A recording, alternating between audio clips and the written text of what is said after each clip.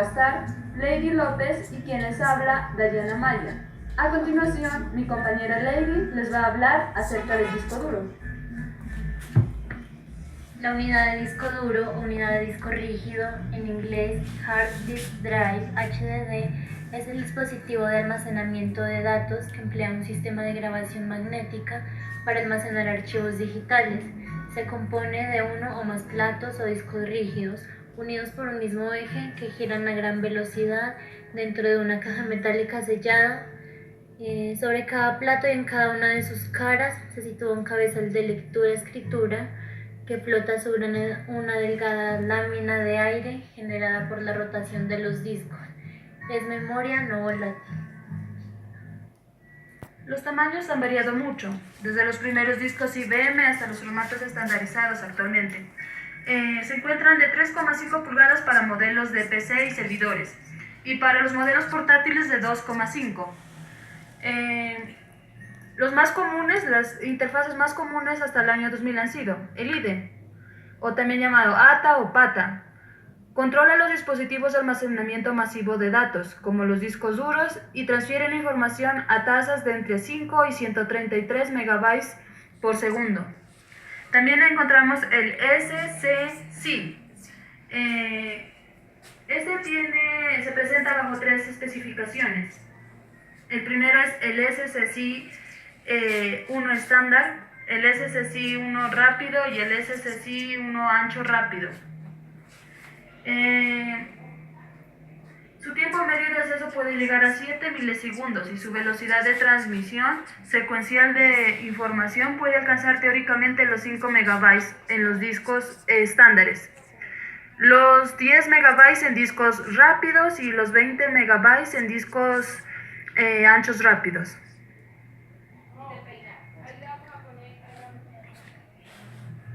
Desde el 2000 en adelante ha ido masificándose el uso de los SATA.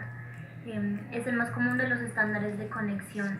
Utiliza un bus serie para la transmisión de datos, notablemente más rápido y eficiente que el IDE. Físicamente es mucho más pequeño y cómodo que los IDE, además de permitir conexión en caliente. Existen tres versiones. Primero, SATA 1, con velocidad de transferencia de hasta 150 megabytes. El SATA 2, de hasta 300 megabytes por segundo, disponible en equipos de hace unos años atrás. SATA 3, de hasta 600 megabytes por segundo, es más común actualmente, compatible con las versiones anteriores. Existen además FC empleados exclusivamente en servidores. Para poder utilizar un disco duro, un sistema operativo debe aplicar un formato de bajo nivel que defina una o más particiones. La operación de formato requiere el uso de una fracción del espacio disponible en el disco que dependerá del sistema de archivos o formato empleado. La historia del disco duro. Al principio los discos duros eran extraíbles, sin embargo, hoy en día típicamente vienen todos sellados, a excepción de un hueco de ventilación para filtrar e igualar la presión del aire. El primer disco duro lo inventó la compañía IBM. Esta es una multinacional estadounidense, ubicada en Nueva York, a principios del año de 1956. Esta fue por un encargo de las Fuerzas Aéreas de Estados Unidos. Este primer disco se llamó el RAMAC 305, método de acceso aleatorio de contabilidad y control. Estaba compuesto por un grupo de 50 discos de aluminio, de 61 centímetros de diámetro, cada uno, que giraba a 3.600 revoluciones por minuto y estaban recubiertos de una fina capa magnética. El disco podía almacenar hasta 5 millones de caracteres, o 5 megabytes, y tenía una velocidad de transferencia de 8,8 kilobytes por segundo, y pesaba una tonelada. En 1962, la misma compañía, la IBM, introdujo un nuevo modelo, el 1301, con una capacidad mayor de 28 megabytes y una velocidad de transferencia de 10 veces mayor que el RAMAC 305. A partir del año 1962, muchos fabricantes comenzaron a vender discos duros como el 1301. En 1965, IBM lanzó el modelo 2310, cuya notable característica era ser un elemento de almacenamiento desmontable, el primer disco flexible. El modelo 2314, lanzado en 1966, tenía cabezales de lectura de ferrita, óxido de hierro. En 1963, IBM lanzó el Winchester 3340, un disco duro cuyo cabezal de lectura estaba separado de la superficie a través de una fina capa de aire de tan solo 0,43 de espesor. Mejoró su capacidad en comparación con aquella del RAMAC, como también su tamaño y peso, lo cual hizo que este disco se convirtiera en nuevo estándar de los dispositivos de almacenamiento de acceso directo. Al disco duro de 30 MB de capacidad se le dio el apodo de 3030 y así se convirtió en el Winchester como el famoso rifle 3030. La estructura lógica. Dentro del disco se encuentran el registro de arranque principal, Master Boot Record, MBR. Es el primer sector de un dispositivo de almacenamiento de datos, como un disco duro. A veces se emplea para el arranque del sistema operativo, otras veces es usado para almacenar una tabla de particiones. Las particiones de disco necesarias para poder colocar los sistemas de archivos es una división lógica en una unidad de almacenamiento. Por ejemplo, un disco duro unidad flash, en la cual se alojan y organizan los archivos mediante un sistema de archivos. Estructura física. Dentro de la unidad de disco duro hay uno o varios discos de aluminio o cristal concéntricos, también llamados platos. Normalmente en cada disco vienen entre 2 y 4 platos, pero también pueden ser hasta 6 o 7 según el modelo. Todos los platos giran a la vez sobre el mismo eje en el que están unidos. El cabezal de dispositivo de lectura y escritura está formado por un conjunto de brazos paralelos a los platos. Estos se desplazan de forma simultánea. En cada punta de estos están ubicadas las cabezas de lectura y escritura. Los cabezales pueden moverse hacia el interior o el exterior de los platos, lo cual, combinando con la rotación de los platos, permite que los cabezales puedan alcanzar cualquier posición. Cada plato posee 2 ojos y es necesaria una cabeza de lectura-escritura para cada cara.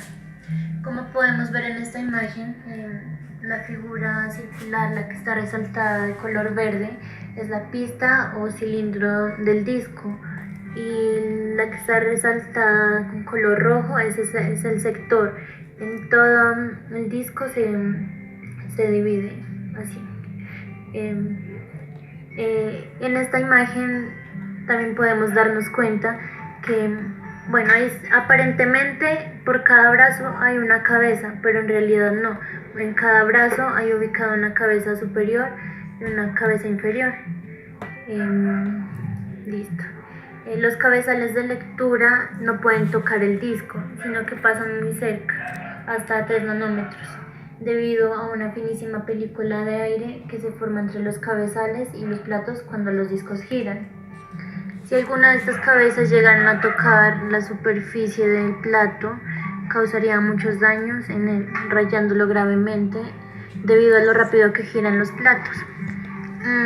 Estos discos dan hasta 7200 revoluciones por minuto y se mueve a 129 kilómetros por hora. Las características de un disco duro.